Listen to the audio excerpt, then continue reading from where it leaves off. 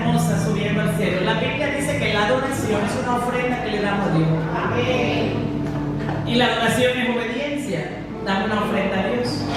Pero la adoración es adorar a Dios, expresarnos a Él, como lo hacía el rey David. Amén. Y fíjense que esta semana escribimos Semillas de Fe, familias. Somos familias. ¿Cuántos se acuerdan? Y fíjense que el Señor siguió ministrando mi corazón sobre la familia. Y el Señor me ministró esta palabra para hoy. Las familias son de Cristo. Dile que está al lado, las familias son de Cristo. ¿Por qué las familias son de Cristo? Porque la Biblia dice que todo fue hecho por Él y para Él. Y cuando Dios creó los cielos y la tierra, y creó todo, los cielos, la tierra, los animales, todo lo creó para después poner un hombre y una mujer que tuvieran una descendencia. O sea, todo Dios lo creó para una familia. Así que Dios ama a la familia. Dile que está al lado, Dios ama a la familia. Así que tenemos que aprender a amar la familia. Y la familia empieza con un hombre y una mujer. Amén. Digan conmigo, no hay familia si no hay un hombre y una mujer. Ahí Dios comienza a llamarle familia cuando hay un hombre y una mujer casados. Dios comienza a llamarle familia. Y Dios instituyó la familia. Y Dios hizo la familia. Y tú tienes que aprender a amar la familia. Amén. Diga conmigo, vamos a amar la familia. Y tenemos que amar la familia. ¿Cuántos saben que la familia Dios la ama? Amén. Y una vez un hombre y una mujer se casen, Dios ama esa familia. Amén. Dios ama esa familia. Gloria a Dios. Y la iglesia tiene que aprender a amar esa familia. Amén. Cuando tú ves un hombre y una mujer casados, ámalos, respétalos, cuídalos. Amén. Porque Dios instituyó, hizo toda la creación para que la familia lo recibiera. Y la Biblia dice las familias son de Cristo.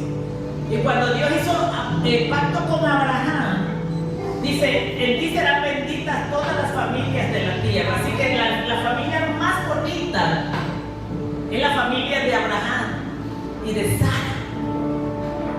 Fíjense, o sea, el modelo de familia es el modelo de Abraham y Sara.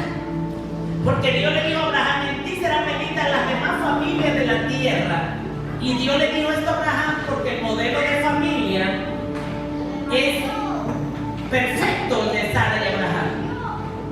Y cuando digo que es perfecto, fíjense que Abraham hizo cosas malas, se equivocó, Sara también. Pero Dios le llamó, que era el modelo de familia. Escuchen esto, era el modelo de familia. Y usted sabe todos los defectos que tuvo Abraham y Sara. Tuvieron errores. Pero Dios dijo, en ti serán benditas todas las demás familias, porque tu familia es bendita. Y lo que Dios estaba refiriendo era que, porque la Biblia llama a Abraham el padre de la fe. O sea que una familia es bendita cuando hay fe. ¿Está aquí?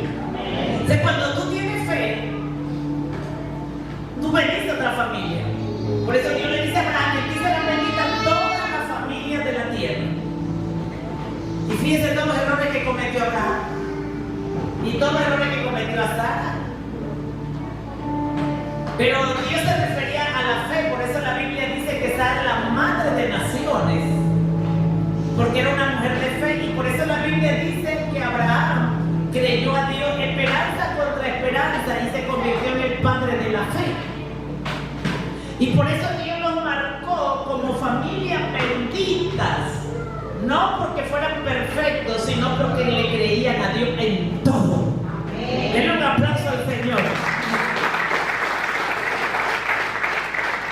Entonces, Dios dice en la Biblia, si vas al libro de Gálatas, que Dios habla de este diseño de familia de fe. Y por eso tú tienes que entender que lo que Dios busca en la familia es fe. Porque la Biblia dice que es imposible agradar a Dios si el que se le acerca a Dios no cree que va a encontrar a Dios? Amén. Entonces, el Señor me ministraba esto mientras que yo ministraba al Señor en mi oración. El Señor me decía: las familias son de Cristo, no el alma, no la persona, sino la familia completa le pertenece a Jesús. Y por eso vamos al libro de Hechos 8. Dice así, el 1 al 5, del 1 al 5, libro de Hechos. Y le llamé hoy al tópico: las familias le pertenecen a Jesús. Y tú tienes que entender que las familias le pertenecen a Jesús, pero te va a tocar pelear por la familia. El diablo no le interesa atacar personas, sino familias.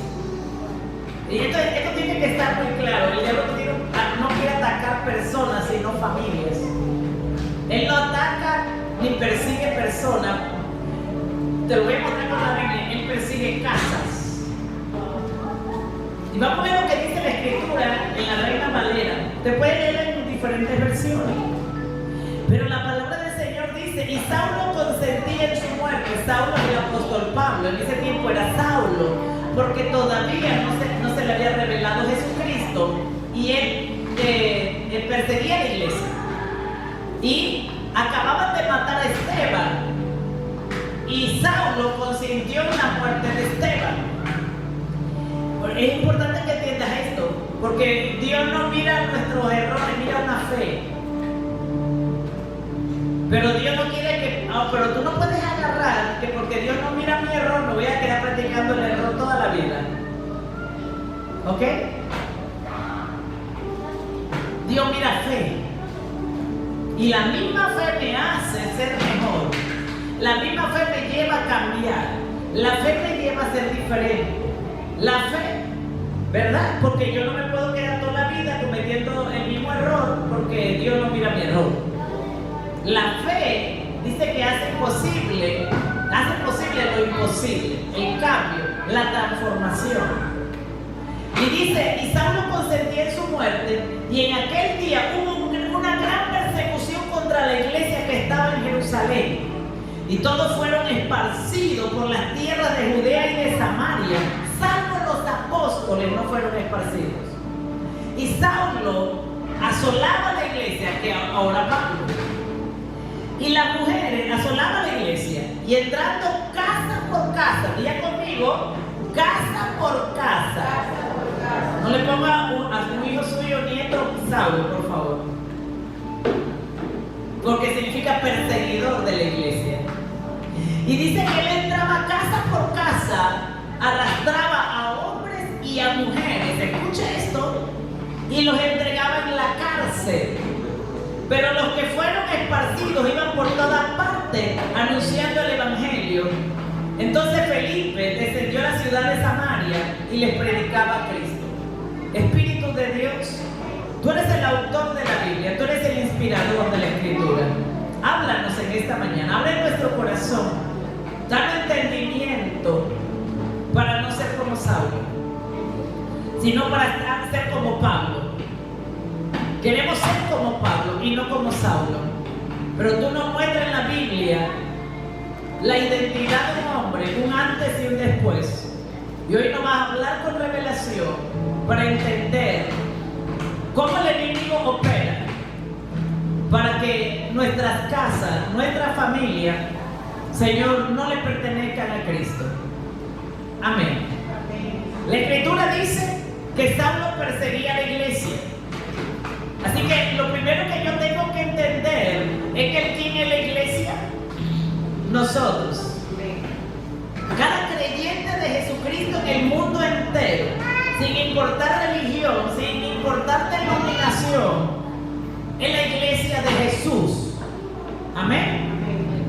Y así que la Biblia dice que que Saulo perseguía a la iglesia. Fíjense, perseguía a la iglesia.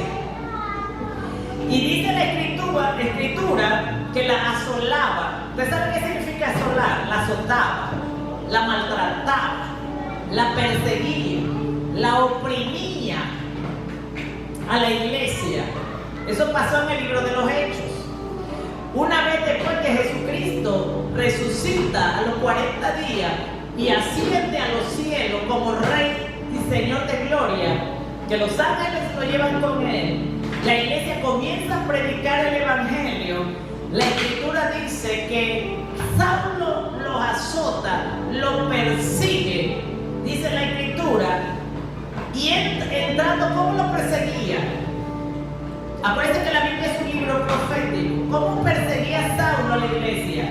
Entraba casa por casa. Cuando yo leí esto hace días, pero esta mañana el Señor me dijo: dile a mi iglesia que el enemigo entra casa por casa para asolarla en la fe. Recuerda que el enemigo lo que no le gusta es lo que creemos. El enemigo no le gusta nuestro diseño del reino de Dios. El enemigo no quiere que obedezcamos a Dios, porque en la obediencia está la protección de Dios. Así que Saulo, dice la Biblia en el libro de los Hechos que los apóstoles iban de casa en casa predicando el evangelio. ¿Cómo iban? Porque usted representa una casa, porque usted representa una familia. Pero usted tiene que saber que así como el evangelio va de casa en casa para salvar almas, dice la Biblia que Saulo, que no era Pablo, sino Saulo, el perseguidor de la iglesia, también entraba de casa en casa para azotar la familia. Entonces aquí hay una verdad y una evidencia muy grande, que el enemigo no te va a destruir en el trabajo, no te va a destruir en la iglesia. El enemigo no tiene problema de ir a tu casa para destruir el matrimonio, para destruir la familia, para destruir los hijos. Él también va a visitar las casas con ideas, con pensamientos, con estructura, con doctrina falsa, con mensajes incorrectos, con engaño, para azotar la casa. Porque él sabe que el reino de los cielos lo que está buscando es entrar a la casa. Él sabe que el arte y la presencia de Dios quiere entrar a la habitación, al hecho matrimonial, quiere entrar a la familia. Él sabe que Dios busca plantarse, no en un hombre, perdóname. Dios no busca plantarse en un hombre o en una mujer. Dios quiere plantarse en la familia. Porque de la familia emana la descendencia. Entonces por eso tú no ves que él, fíjense, escuchen esto, dice la Biblia que Saulo entraba de casa en casa, arrastraba primero al hombre y después arrastraba a la mujer. Porque el diablo, para arrastrar a la mujer primero tiene que arrastrar al hombre. ¿Está aquí? Entonces usted tiene que entender cómo ataca el diablo la casa, cómo ataca la familia. Porque si usted va al libro de Génesis, la escritura dice que la serpiente se acercó a Eva, es verdad, pero primero entretuvo a Adán.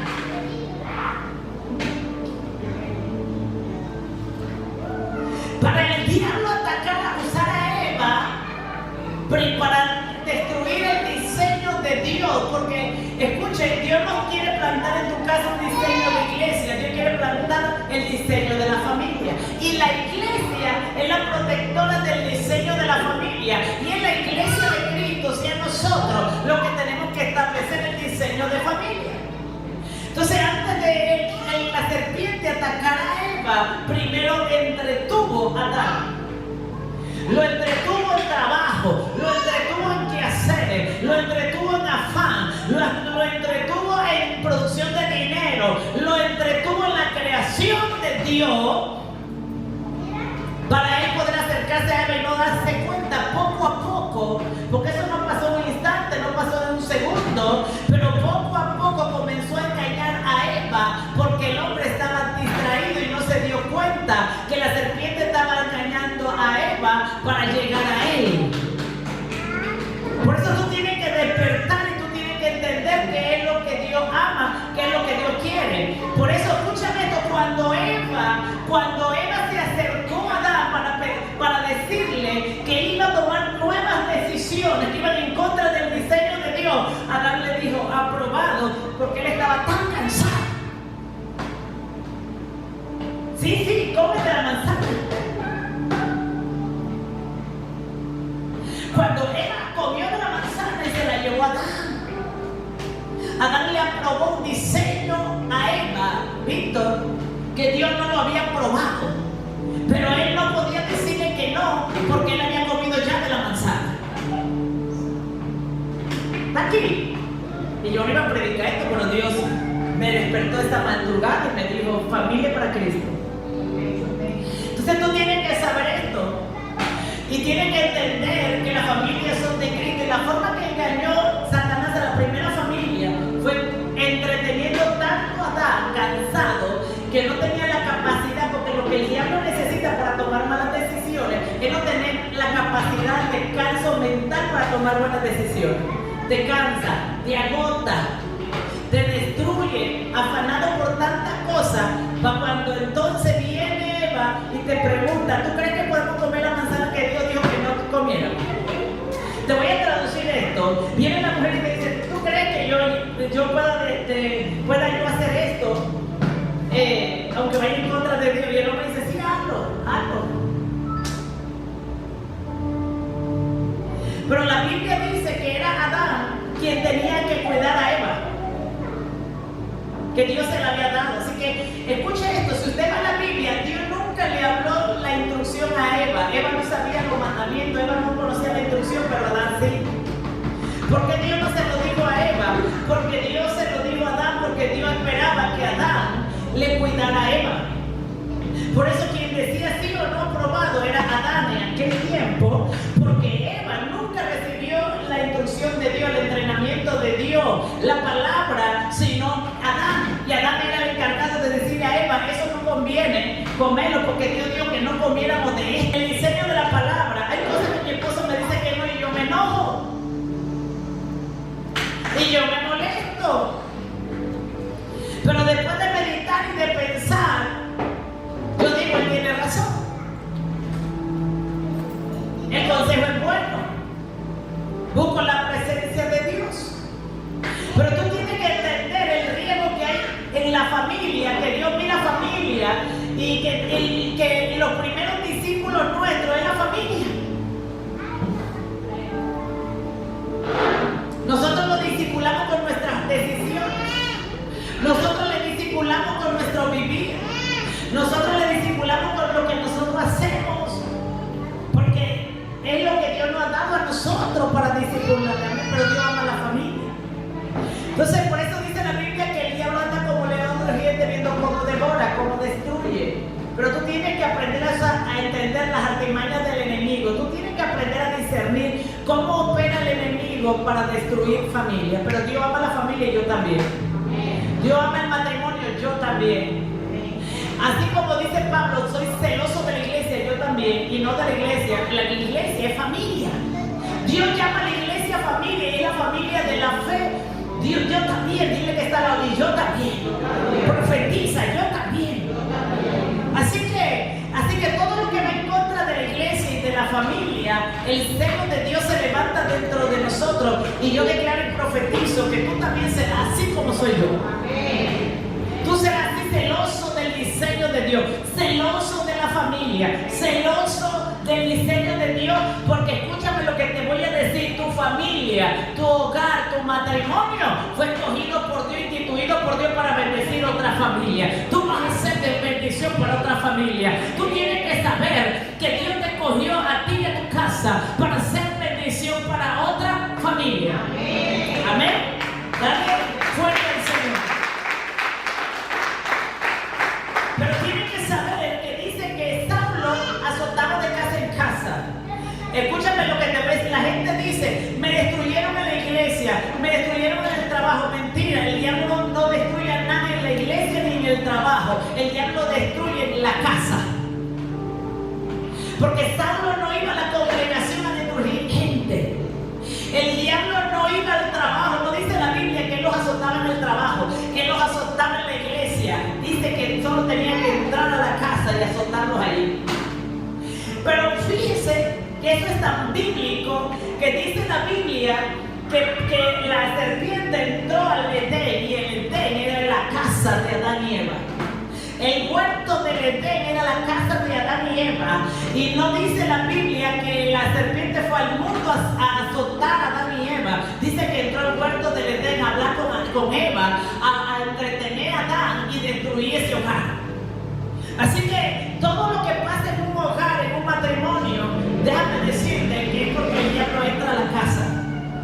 Es porque entra ahí de alguna manera sutil, con un mensaje, con una idea. Porque lo que destruyó a Adán y Eva fue la idea de Adán, que no era de ella. Ella nunca tuvo esta idea. Esta idea nació de la serpiente y fue la serpiente que le puso esta idea a Eva. Y Eva fue a presentársela a Adán, y Adán, por estar cansado y entretenido y desenfocado y por falta de entendimiento de lo que era familia, él aprobó, porque Eva fue donde Adán a decirle, vamos a comer de la manzana, y él aprobó comer de la manzana. Pero dice la escritura que él entraba de casa en casa, arrastraba a los hombres y a las mujeres. Escucha esto. Esta es la manera que él entra, para arrastrar mujeres, para arrastrar hombres, y los entregaba en la cárcel, para luego llevarlos a prisiones espirituales, para luego llevarlos a cárceles espirituales. ¿Para qué iba a hacer eso Saulo? Para que no le sirvieran a Cristo, para que no le sirvieran al Evangelio, que Jesús acababa de morir en la cruz y resucitar. Escúchame lo que te voy a decir. Cuando una persona se convierte al Evangelio de Cristo, inmediatamente el enemigo comienza a perseguirle y entrar a su casa para que no le sirvan, para que no le sirvan en esa casa a Cristo, para que no le sirvan al Evangelio, para que no le alumbre la luz de Cristo. Pero pastora, ¿y esto es de Dios o no es de Dios? Bueno, la Biblia dice en Juan 15, 18, 19, anote, por favor, y abra su Biblia, porque todo el mundo debe leer la Biblia para entender la Escritura. Pero Juan 15, 18, 19, usted debe saber esto, que la Escritura dice, esto mismo lo dice Jesús. Existen dos sistemas, el sistema del mundo y el sistema del reino. Y Juan 15, 18, 19 dice, si el mundo os aborrece, sabed que a mí me ha aborrecido antes que a vosotros. Mira lo que dice la Escritura. Jesús le dice a sus discípulos, Jesús le dice a su iglesia, si el mundo le aborrece, sabed que a mí me aborreció antes que a ustedes. Si fueran del mundo, el mundo amaría lo suyo, pero porque no sois del mundo, antes yo los elegí del mundo, y por eso el mundo los aborrece. Usted tiene que saber esto. Si usted, voy a decir esto, porque es importante. Dice Jesús que Él nos sacó del mundo, nos tomó del mundo. Escuchen, y el mundo no debe aborrecer. Primera señal que somos de Cristo, el mundo te debe aborrecer. No me digas, pastora, pero yo soy más feliz en el mundo que en la iglesia. Porque que allá en el mundo me aman más que dentro de la iglesia. Pastora, a mí me gusta estar más allá afuera que en la iglesia. Eso es un peligro. Pastora, yo tengo más amigos y amigas allá afuera que adentro de la iglesia. Me gusta estar más allá afuera que en la iglesia. Oye, a mí me gusta estar más aquí con ustedes.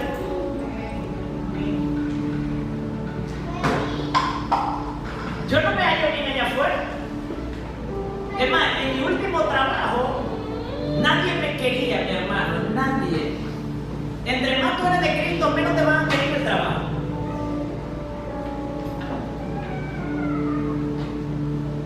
En el último trabajo, la misma encargada jefa de la jefa vino a entregarme el despido. No me quería, porque a mí no me gustaba nada del sistema que iba en contra de Cristo dentro de la empresa, y como no me gustaba, yo decía no.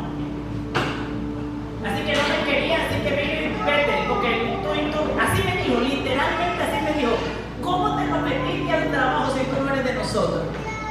Así me dijo. El que es de Cristo tiene que comenzar a experimentar esto. Porque en todo sistema fuera del reino te van a pedir hacer cosas que van en contra del reino. Pero como tú eres de Cristo, tú vas a decir, no, esto no, porque yo soy de Cristo. No, porque yo pertenezco a Cristo. Entonces tú vas a comenzar a sentir el rechazo.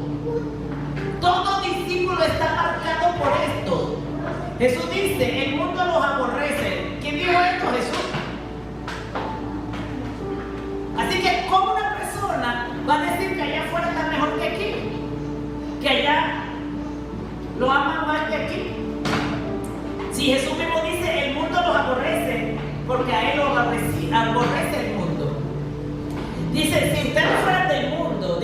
al lado, no somos del mundo. Si nosotros fuéramos del mundo, el mundo me amaría. Ahora, si tú eres del mundo, el mundo te va mal. Pero si tú no eres del mundo, el mundo no te va mal. Esa es la señal de que yo soy de Cristo. Y cada cristiano a nivel del mundo debe entender que el mundo nos va a aborrecer, lo que es del mundo, los que son del mundo nos van a aborrecer, porque también aborrecen a Jesús. Antes yo los elegí del mundo, dice Jesús. Vamos ahí mismo al versículo 20 y al versículo 20. Dice Jesús, para que tú nunca olvides Juan 15:20. Juan 15:20 dice: acordaos de la palabra que yo os he dicho. Nunca se nos debe olvidar esta palabra.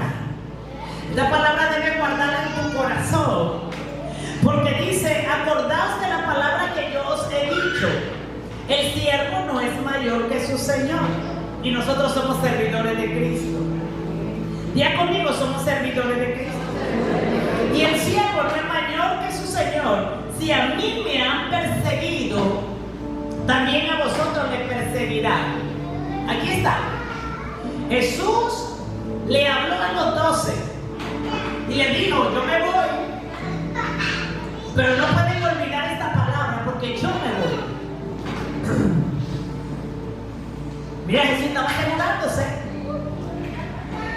Y no tienen que guardar esta palabra, porque Jesús quería que guardaran en el corazón. Sus primeros discípulos, su primer apóstol, esa palabra. ¿Por qué Jesús quería que la guardaran en el corazón? Porque era inevitable que los que son de Cristo sean perseguidos por el mundo. Y dice Jesús: si a mí me han perseguido, también a vosotros os perseguirán. Y si han guardado mi palabra, también guardarán la vuestra. ¿Está aquí? Jesús está diciéndole a ellos: nunca se les olvide esto, yo me voy. Él se aseguró que no se les olvidara que el siervo no es mayor que su, dígalo conmigo, el siervo no es mayor que su Señor. Porque Jesucristo es nuestro Señor. Y a Jesucristo el mundo lo aborreció, el mundo lo persiguió y el mundo lo crucificó en la cruz. Y Jesús dijo: ustedes no pueden ser mayor que yo. También van a ser perseguidos, también van a ser azotados, golpeados por tan solo ser siervos de Jesucristo. Nosotros lidiaríamos con esa persecución. Así que uno que es de Cristo no debe asustar por la persecución que los cristianos reciben. Porque alégrese, al contrario, cuando usted vea a una persona perseguida, es porque esa persona es un verdadero siervo de Cristo. Denle un aplauso al Señor. Una persona, así que si usted está buscando en la fe que no le ataquen, que no le persigan, que no hablen mal de usted, usted ya no es la señal de que usted no es un servidor. Porque hay gente que deja de servirle al Señor porque no quiere que le hablen mal de ellos, porque no quiere que le ataquen, porque no quiere que nada feo le digan. Pero eso va en contra de lo que Jesús dijo. Jesús dijo que la señal de que éramos sus servidores es que lo mismo que le hicieron a él nos tenían que hacer a nosotros. Pero fíjense, por eso el enemigo entra a la casa para destruir, entra a la casa para azotar, entra a la casa. Pero yo te tengo noticia: antes que el enemigo entrara a tu casa para ser destruida, Dios llegó primero y plantó su reino, estableció su trono, estableció su palabra, estableció su función, estableció su espíritu. Antes, por eso, escúchame esto. ¿Tú sabes por qué Dios llega a una casa antes que se levante un problema? Ayúdame, Espíritu Santo, tengo 20 minutos para darte lo que cargo. Pero tú sabes por qué Jesús toca puertas antes que llegue un problema. Primero, que antes que Saulo llegara, ya Saulo llegó tarde. Porque antes que Saulo fuera a la casa a arrastrar a la gente, ya el Espíritu Santo había entrado, ya el Espíritu Santo había llegado, ya el Espíritu Santo había hecho la oración de fe en este lugar, y ya el Espíritu Santo se había anticipado. Por eso yo le tengo noticias: pase lo que pase,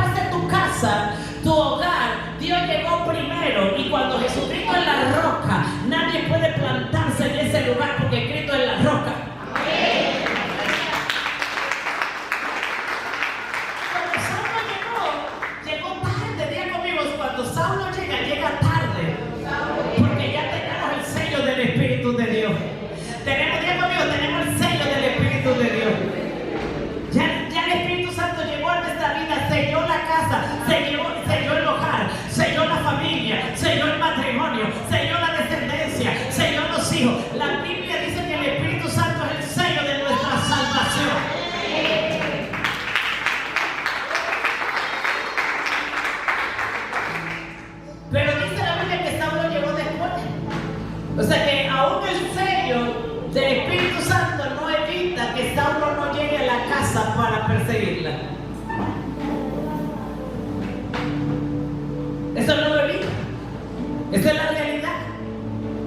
Y por eso dice la Biblia, someteo a Dios, resistí al diablo y el diablo va a huir. Pero la clave para que el diablo huiga es que tú te sometas a Dios. La clave, el diablo no va a huir si tú no te sometes a Dios. Es más, lo que trae al diablo a la casa es la desobediencia a Dios. Pero por eso dice la Biblia, someteo a Dios, en el libro de Santiago, dice, resistir al diablo, sométete, resiste. Cuando la Biblia usa la palabra resistir, es que va a haber un ataque. Saulo va a tocar la puerta. Pero dice que resiste porque él va a huir. ¿Por qué? Porque él no puede vencer obediencia. El diablo contra el que pelea se llama obediencia. Pero cuando él encuentra obediencia en una casa, él no puede vencer obediencia. Por eso tú tienes que saber que la clave para vencer el ataque de Saulo se llama obediencia. Diga conmigo, obediencia. Obediencia. Cuando tú obedeces a Dios, los ataques del enemigo, no dice que no vas a tener ataque. Lo que dice es que tú lo vas a resistir, porque la obediencia va a hacer que resistamos el ataque del enemigo. Dile que está al lado la obediencia. Es más, mira, la Biblia dice que nuestra obediencia pondrá a Satanás debajo de nuestros pies. Debajo del pie. Lo dice la obediencia. Diga conmigo la obediencia. Diga conmigo familia para Cristo. El Señor me puso esto en mi corazón. Comienza a proclamar sobre las familias. Comienza a proclamar, y esta mañana proclamaba sobre las familias. El Señor me dijo, yo di una promesa y la voy a cumplir. Te voy a contar algo. José esperó 21 años para reunir a su familia, pero esperó. José perseveró 21 años, pero perseveró contra viento y marea y reunió a su familia en la tierra de Gosén por una palabra que portaba. Tú tienes que aprender a ser perseverante, porque tú vas a reunir la familia en la tierra de Gosén. Tú tienes que ser perseverante, porque tú vas a reunir la familia en la tierra de Gosén, donde hay todo lo que necesitamos. Gloria a Dios. Así que dice en la Escritura, Jesús dice que como Él fue perseguido, es una señal de que somos de Cristo y que somos perseguidos. Eso no lo puede decir que está al lado, eso no lo va a evitar. Porque como somos perseguidos no porque somos más bonitos, ni porque somos feos. Somos perseguidos porque ahora Cristo habita en nosotros. Somos perseguidos por una sola razón, somos discípulos de Cristo. Por eso somos perseguidos. La gente que es discípula de Cristo es perseguida. La gente de fe es perseguida. La gente que cree en Dios por encima de todo es perseguida. Y también a ti no te guste eso, pero si te gusta la fe, eso vas a ver que los demás no te va a importar porque te gusta la fe, porque ama la fe. Ahora tú tienes que saber que cuando alguien es perseguido por la fe, tú tienes que saber tener mucho cuidado, porque tú tienes que identificar de qué bando tú te encuentras. ¿Qué bando tú te encuentras? ¿En el bando de Cristo o en el bando de los de Saulo? Porque Saulo era el perseguidor. Es el nombre de la potestad principal, Saulo. Por eso Dios le cambió el nombre a Saulo y le puso Pablo. Porque ya no era el perseguidor de la iglesia, ahora era Pablo, el defensor de la iglesia. Y vamos a profetizar que todos los Saulos que están persiguiendo a la iglesia de Cristo en los últimos tiempos se van a convertir en Pablos. En Pablo, se van a convertir en Pablo. Se van a convertir en Pablo, amén. Pero la iglesia, el Señor me dijo, pero la iglesia tiene que aprender que cuando hay persecución al pastor, persecución a la iglesia, cuidadito con la posición que nos ponemos. Porque dice el Señor, escucha lo que le voy a decir, es la evidencia tangible de que son mis servidores. La evidencia tangible de que alguien le está sirviendo a Cristo, que alguien es fiel a Cristo, que es leal a Cristo, es la persecución. Lo dijo Jesús, no lo digo yo. Y dice el Señor, le damos a mi iglesia esa señal para que sepan por la palabra, no por sentimientos ni por emociones, de qué lado ponerse. Señal perseguida. Así que es la señal y la marca que carga un hombre fiel, un servidor fiel de Cristo y de la formación de discípulos. ¿Estás aquí? Entonces tenemos que aprender a identificar el lenguaje de Dios. La Escritura dice, escuche esto, 2 Corintios 4:3-6. Tengo que terminar el mensaje. 2 Corintios 4:4. Anoten. Dice, voy a leer traducción nueva viviente. Yo quisiera leer los 3 versículos, del 3 al 6, pero primero voy a leer 4. Satanás, quien es el Dios de este mundo, ¿quién es el Dios de este mundo? Ha cegado la mente de los que no creen. Ahí está. Ha cegado la mente de los que no creen. Con eso peleamos. Rompemos todo poder del diablo que ciega la mente. Rompemos en el nombre de Jesús todo poder de Satanás que ciega el entendimiento para obedecer a Dios. Rompemos en el nombre de Jesús todo poder de Satanás operando en la mente de los incrédulos para que no crean. Y se escucha esto, son incapaces de ver la gloria, la gloriosa luz de la buena noticia. Son incapaces. Porque ellos no pueden ver la gloriosa luz de la buena noticia, no entienden este mensaje acerca de la gloria de Cristo, quien es la imagen exacta de Dios. ¿Por qué no entienden el mensaje? ¿Por qué no responden al mensaje? ¿Y por qué no responden a la obediencia? No lo digo yo, lo dice la palabra, porque el Dios de este mundo los ha cegado. ¿Por qué no responden a obediencia? Porque el Dios de este mundo los ha cegado. ¿Por qué no responden a la predicación? Porque el Dios de este mundo los ha cegado. ¿Qué quiere decir esto? ¿Se acuerda que dijo eso? Que no tomó del mundo. Y éramos del mundo. Y si una persona era del mundo, su Dios era el Dios que ciega la mente para que no alumbre el evangelio de Cristo. ¿Ve la diferencia? O sea que toda persona que no entiende la palabra de Dios, no la obedece, está siendo cegada. ¿Cómo vamos a ser efectivos en la oración si yo no sé cómo orar por esa persona? ¿Cómo vamos a ser efectivos con nuestros hijos? ¿Cómo vamos a ser efectivos con nuestra familia? Si yo voy ante Dios con excusa cuando Dios mismo dice, ellos no me obedecen, ellos no me sirven porque el Dios de este mundo los ha cegado.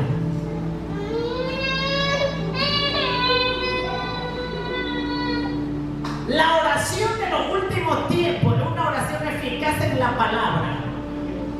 Es una oración y una intercesión sin engaño, sin mentira delante del trono de Dios. Dios dice que ellos han sido cegados por el Dios del mundo. Y por eso nosotros tenemos que hacer una guerra eficaz contra la familia. Porque el Dios del mundo le ciega para que no resplandezca el mensaje glorioso acerca de Cristo, quien es la imagen exacta. Diga conmigo, Cristo es la imagen exacta de Dios. El diablo quiere que crea y ahora a nosotros nos ciega, haciéndonos creer llenos de excusas. En el tiempo de Dios, como cegó a Adán, el diablo primero cegó a Adán, para que cuando Eva llegara a pedirle permiso para algo, él le aprobara, porque estaba ciego. Y era Adán que tenía comunión todos los días con Dios. ¿Comprende esto? Entonces, nosotros tenemos que orar con eficacia en el último tiempo. Dice que el diablo del mundo, el Dios del mundo, es el que sigue el entendimiento, la mente, para que la gente no le resplandezca el Evangelio de Cristo. Pero le tengo noticia, el Espíritu Santo puso esto en mí. Yo me acerqué al trono de gracia y el Señor me ministraba esto. Y yo voy a pelear, porque dice la Biblia que es Cristo quien peleó y venció a Satanás en la cruz. Es más, cuando Cristo venció a Satanás, Jesús dijo esto: yo veo a Satanás caer. Digo, yo veo a Satanás caer, porque Cristo lo había vencido. Y así como Jesús lo vio caer, así yo lo veo caer. Lo veo caer en nuestra familia, lo veo caer en nuestros hogares, lo veo caer. ¿Entiendes esto? Dios es el que está peleando para que nuestra familia, la ceguera del entendimiento de la mente, para que no alumbre el verdadero evangelio que salva, Dios va a hacer que caiga. Pero nosotros tenemos que declararlo, creerlo, profetizarlo. Amén. Porque no somos del mundo. Cristo nos trajo del mundo para que ya no estuviéramos bajo el poderío del Dios del mundo. Profetízale al que está al lado: Dios te sacó del mundo para que ya no estuvieras bajo el poderío del Dios del mundo.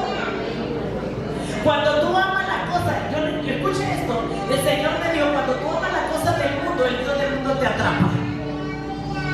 Cuando tú amas, te tengo noticias, cuando tú amas más las cosas del mundo, el Dios del mundo te comienza a cegar, a encantar con las cosas que tú amas del mundo, que son del mundo. Porque Él es el Dios del mundo, Él es el Dios de esa cosa, Él es el Dios de esos inventos. Y cuando tú comienzas a amar en lo que Él inventa, más que a Dios, Él es lo que te está atrapando para cegar el entendimiento, para que no alumbre en la luz de Jesucristo. Escúchame esto: para que no le sirvas a Jesucristo en espíritu y en verdad. Porque Dios nos ha llamado a servirle en espíritu y en verdad. Dáselo fuerte al Señor. Vamos al versículo 5 y 6 de 2 Corintios 4:4. Dice: pero si nuestro evangelio está encubierto, entre los que se pierden está encubierto. Miren lo que dice Pablo, que aún en la iglesia el evangelio está encubierto. Aún en la iglesia está encubierto. Dice: si en nosotros el evangelio está encubierto, que no entendemos para qué Dios nos llamó, también estará encubierto entre los que se pierden, en los cuales el Dios de este siglo cegó el entendimiento de los incrédulos. Escuchen lo que le voy a decir: la incredulidad es peligrosa. Escúchenme lo que le voy a decir: cuando usted deja de creer, usted le está abriendo una puerta, usted está llamando a Satanás. Cuando usted comienza a dejar de creer en Jesucristo y en su palabra, usted está invitando al Dios del mundo: venga a cegarme. Cuando usted deja de creer en la predicación de la palabra, cuando usted deja de creer en el reino de Dios, cuando usted deja de creer en Jesucristo como su Señor y Salvador, le tengo noticia: tenga cuidado, cuide la fe, porque usted está invitando al Dios de este mundo a cegar el entendimiento para que el bloqueo se bloquee y usted no entienda nada.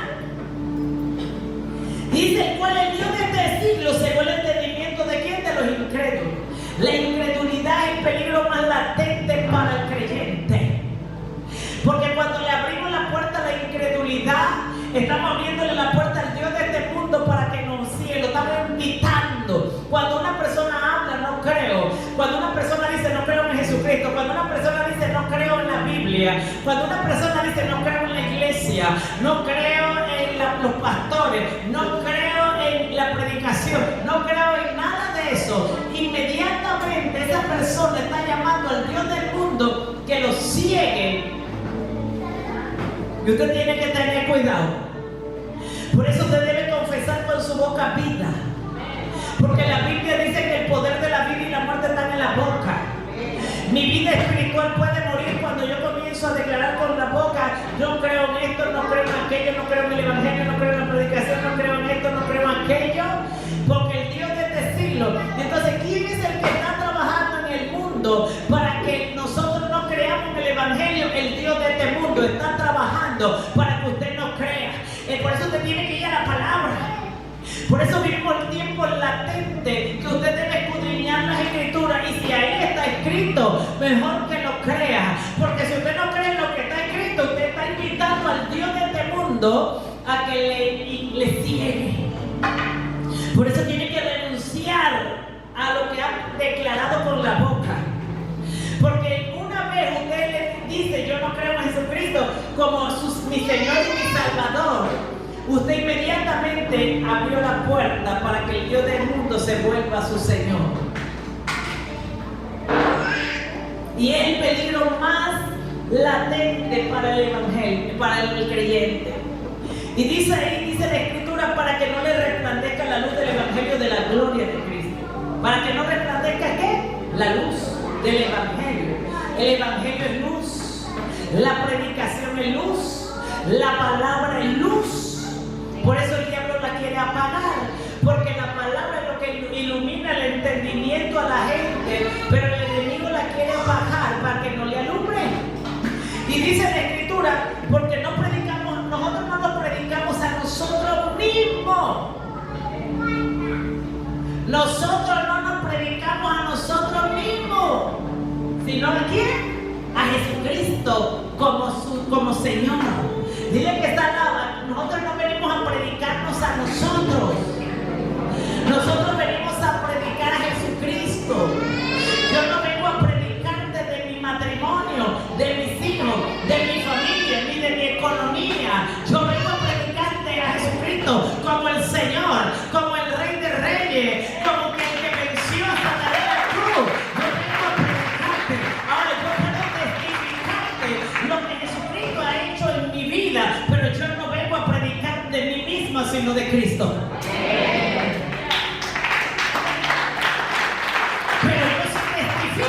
De lo que Él hizo en mi vida, de lo que hace en mi matrimonio, de lo que hace en mi familia, porque Él prometió que nosotros seríamos bendecidas las familias de la tierra.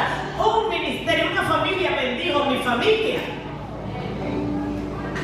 Por eso nosotros no predicamos de Cristo, dice en la palabra. No nos predicamos a nosotros mismos, no nos predicamos sino a Jesucristo como Señor y a nosotros como vuestro siervo por amor de Cristo. ¿De qué predicamos de nosotros? Como siervos, no como creyentes, como siervos. Ahí está el poder del evangelio de Cristo. Yo hablo de mí como un servidor de Cristo, no como creyente de Cristo. Yo hablo de mí. Eso es lo que tiene poder, porque la Escritura dice: id y hacer discípulos en todas las naciones de la tierra. Cuando yo formo discípulos, yo sí puedo hablar de que soy un servidor de Cristo, porque formamos discípulos. Y eso dice el apóstol Pablo: nosotros predicamos a Cristo como el Salvador, como el Señor, como el Rey, y de nosotros predicamos que somos siervos de Cristo. Denle un aplauso al Señor.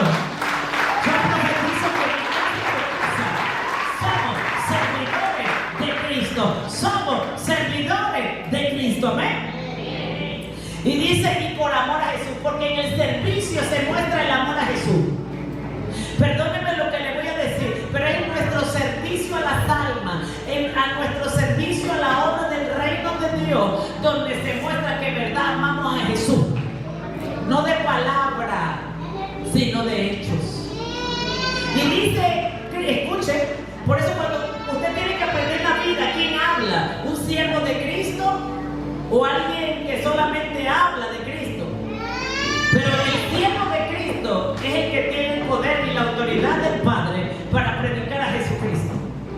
Porque Dios que mandó que de las tinieblas resplandeciera la luz, es Él el que resplandeció en nuestros corazones para iluminación del conocimiento de la gloria de Dios en la faz de Jesucristo. ¿Estás aquí? Entonces nosotros hablamos de nuestro servicio. Dile que está al lado: siéntete feliz de servirle al Rey de Reyes y Señor de Señores. Siéntete feliz de ganar almas para Cristo. Y siéntete feliz de discipular a un hombre y una mujer para Cristo. Pero siéntete feliz por discipular a una familia.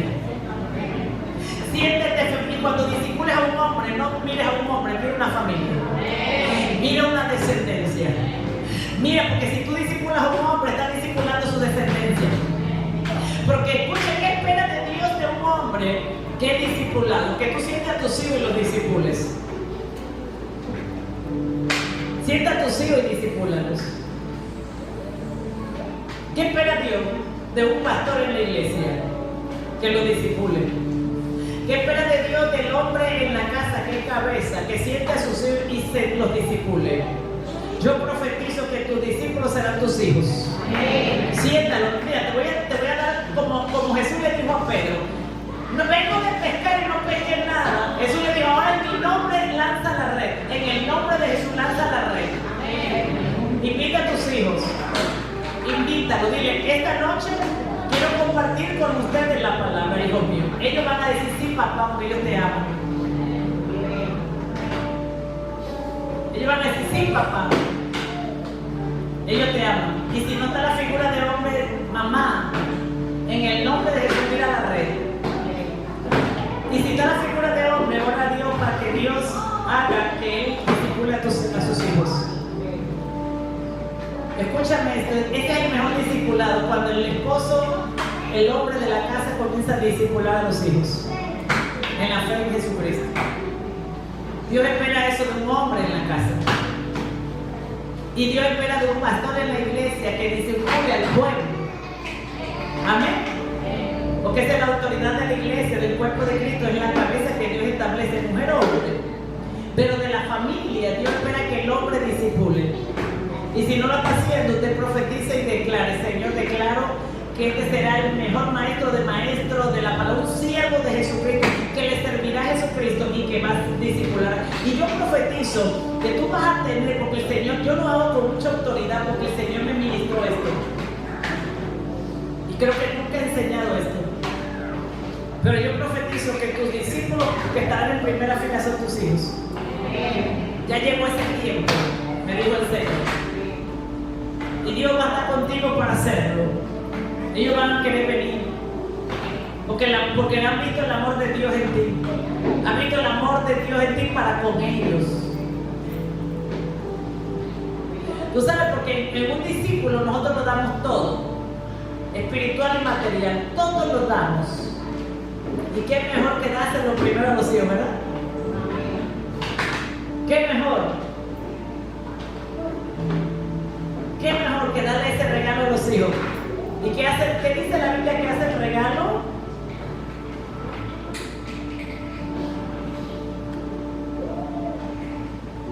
¿Se les olvidó? El regalo tiene poder. Así que cuando tú das tu corazón a tus hijos y tú los llamas para enseñarles de Cristo, o sea, escúchame, con todo lo que tus hijos naturales necesitan, tú eres la fuente. Cuando ellos necesitan lo espiritual, tú eres la fuente. Tú eres la fuente. Pero no nada más de lo espiritual, sino de lo material también. Ellos van a venir a ti. Y van a querer recibir también de la persona que lo ha ayudado, que le ha dado todo, lo espiritual también. Eso es un padre. Tú sabes que la palabra padre, Pater, Dios ayúdame. 5 minutos, Señor, así como José paró el sol, yo le digo para el reloj ahora.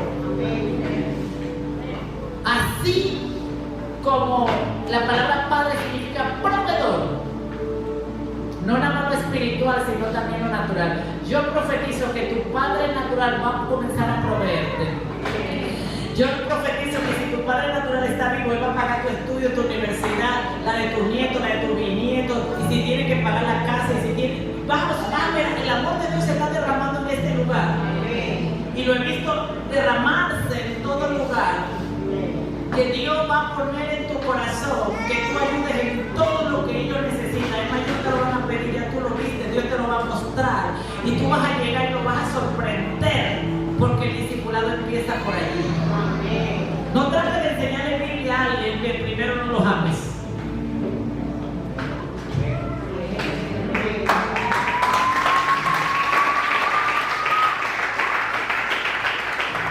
Voy a decirte algo más fuerte. ¿Cómo es que tú vives bien y tus hijos viven mal?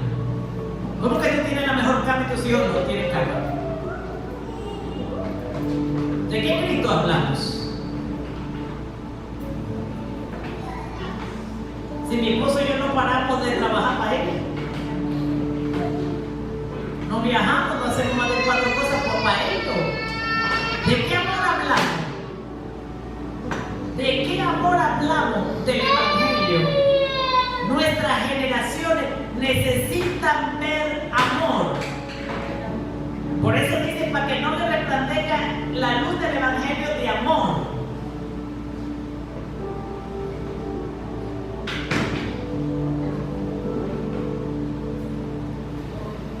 Tú eres luz.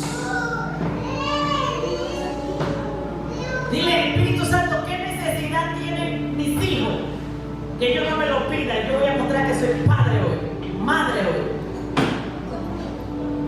El Señor me dijo, estoy en un movimiento con la familia.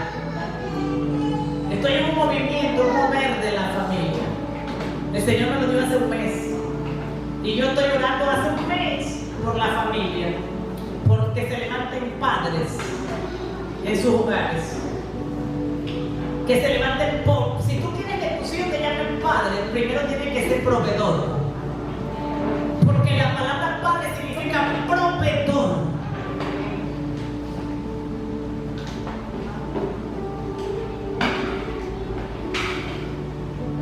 O sea que cuando tú quieres ser padre, tienes que ser proveedor. Así que comienza a ser proveedor según tu capacidad. Entre más proveedor te vuelvas, más Dios te va a poner la mano para proveer a tu descendencia. ¿Estás aquí? Dile que está al lado, Azoka quería tener hijos. Te voy a decir cuándo dejas de ser padre, cuando tú mueres. Porque los padres dicen, es que mis hijos se casaron, que son unos viejos. Bueno, Azoka, ahora tienes que mantener los nietos. Pero cuando se casaron ya no son mis hijos, siguen siendo tuyos porque llevan tu apellido. Y si son hombres, están multiplicando el apellido. Y yo tengo días profetizando esto, porque ha habido malos padres en la tierra. Pero el varón lleva tu apellido en el esperma. Paga por eso. ¿Dónde está la mujer? ¿Sí o no? Mi mamá me decía esto.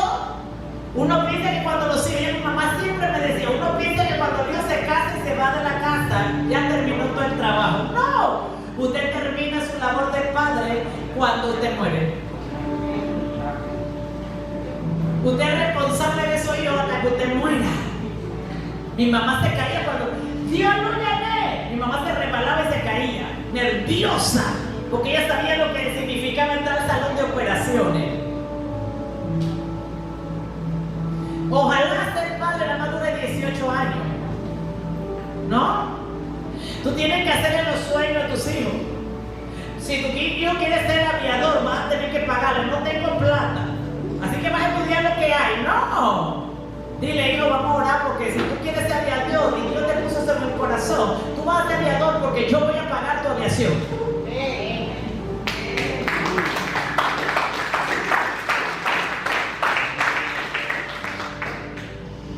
Tienes que entender esto. Aleluya. Está aquí. Si no entendemos esto, amén. Mi esposo se casó conmigo y yo tenía ya una niña de 5 años y mi hija tenía papá pero no padre. ¿Usted me entiende? Y mi esposo se convirtió en su padre. Y yo recuerdo que llegó a la casa de mi mamá. Santo Señor, vas a tener que pagar la cuenta un poquito más. Escuchen porque lo voy a decir. Y yo recuerdo que mi esposo llegó a la casa de mi mamá, vengo a pedir la mano de su hija. Y vengo a decirle que voy a ser responsable con la niña que ella tiene. Le pagó, ¿quién es el padre? Levante la mano los hombres que creen que son padres. Porque le voy a cambiar la mentalidad. Dile que está al lado. No, pero el que esté al lado de ese padre, dile, comienza a pagar la cuenta, que Dios te va a bendecir. No seas sinvergüenza, dile. Porque si quieres que ellos...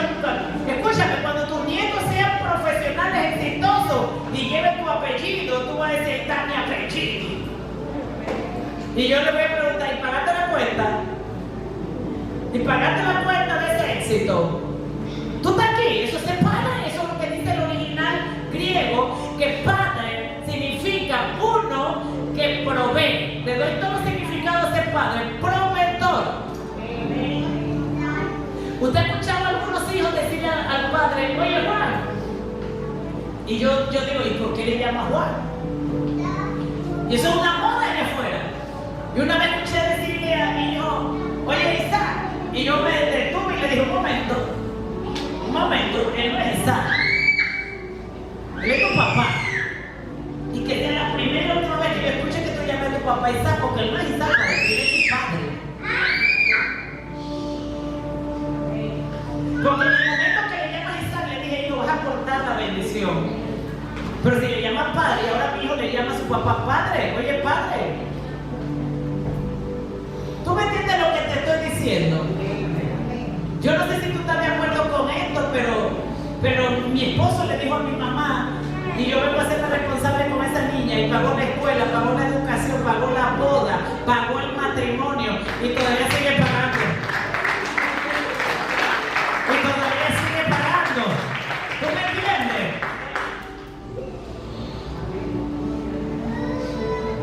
Mi mamá me decía esto. Uno piensa que cuando el hijo se casa uno descansa, mentira. Es cuando la cosa empieza más difícil. Porque una cosa es mantener uno y otra cosa es mantener familia. O apoyar familia. Pero eso está en la Biblia. Entonces usted tiene que saber que el enemigo lo que está atacando es ese diseño de Dios. Porque el enemigo está atacando el mal testimonio. Que la descendencia no mendigará pan, pero la descendencia no mendigará pan porque tiene un padre. Escúchame lo que te voy a decir. Nuestra descendencia no mendigará pan porque tiene un padre. Tiene un padre. Usted sabe, mi tío quería estudiar una carrera difícil. Y yo le dije a mi esposo, ¿qué vamos a hacer? Pusimos una tierrita que tenemos que Dios nos bendijo en venta.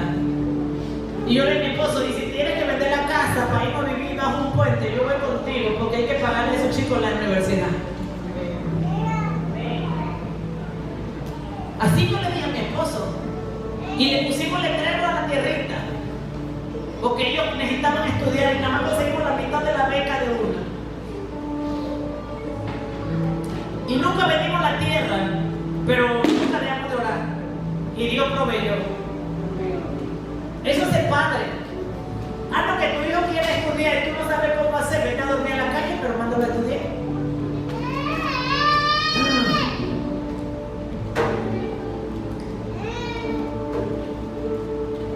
Y si le pagaste la educación a tus hijos buena, asegúrate que tu nieto también la reciba. Dile a tus hijos, mira, vamos juntos todavía, porque eso es un padre, un impulsador. Un padre, uno que empuja, un padre, uno que te lleva a otra dimensión, un padre que te hace que la visión se cumpla. Amén. Eso es un padre. Efesios 2:2. Vamos a terminar ya voy a terminar. ¿Le mentira? Ya voy a terminar. En los cuales estuviste en otro tiempo siguiendo la corriente de este mundo. Efesios 2:2. Conforme al príncipe de la potestad del aire, el espíritu que ahora opera en los hijos de desobediencia. Vaya preparando su ofrenda generosa a Dios. Si usted trajo en su corazón la disposición de dar una ofrenda, vaya preparándola para ganar tiempo, pero no se me distraiga. Efesios 2:2. Dice, en lo cual estuviste en otro tiempo siguiendo la corriente de este mundo, conforme al príncipe de la potestad del aire, el espíritu que ahora está en los hijos de desobediencia. Escucha esto, presta atención. Diga conmigo, principado de la potestad de los aires que opera sobre los hijos de desobediencia.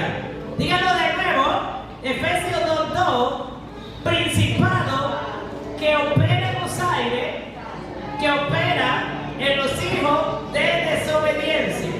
Si hay una potestad, hay del aire, un príncipe en el aire que opera en los hijos de desobediencia, que nos está haciendo la guerra en nuestra casa, en nuestra familia, en la ciudad, de casa en casa, un principado.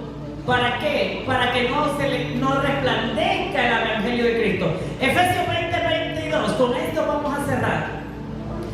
Edificado sobre el fundamento. Vamos a leerlo, ¿ya lo tiene? Efesios 2:20-22. Cuando yo escuché a mi apóstol la primera vez predicar sobre la familia, yo me enamoré del Evangelio. Yo dije, esto es lo que yo necesitaba escuchar. Y hablaba de los padres proveedores. ¿Estás aquí? Y yo oro para que Dios te dé padre, un hombre, padre proveedor. Efesios 2:20-22 dice: edificado sobre el fundamento de los apóstoles y profetas.